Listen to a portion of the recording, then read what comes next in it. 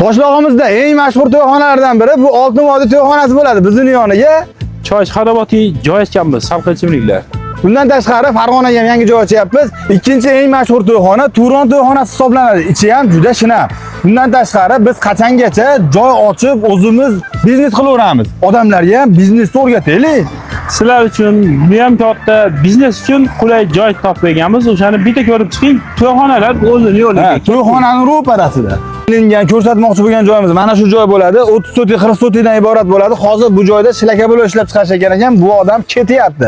O'rnini bo'shatib beryapti. Sizlar kelasizlar, xohlagan bizneslarni ishlab chiqarishlarini qilsalar ham bo'ladi. Stanoylar olib kelib o'rnatib, xohlagan stanoylarni olib kelsalar ham bo'laverar ekan. Plarami, tunuka sexmi, transformatorlarni ko'ryapsizlar mana.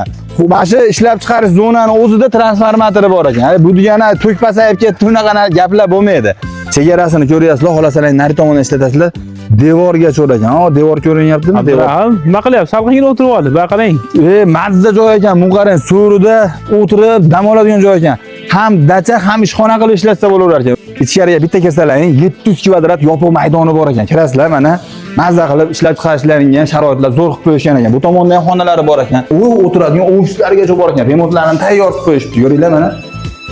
Tayyor remont qilingan xona taroslarigacha solingan ekan. Bunaqa joyda topish juda ham qiyin. Hozir batda ishlatayotgan bolalar chiqib ketayotgani sababli e'lonini berib qo'yapmiz. Bemalol pastki nomerlarga aloqaga chiqib olasizlar. Salomat bo'linglar.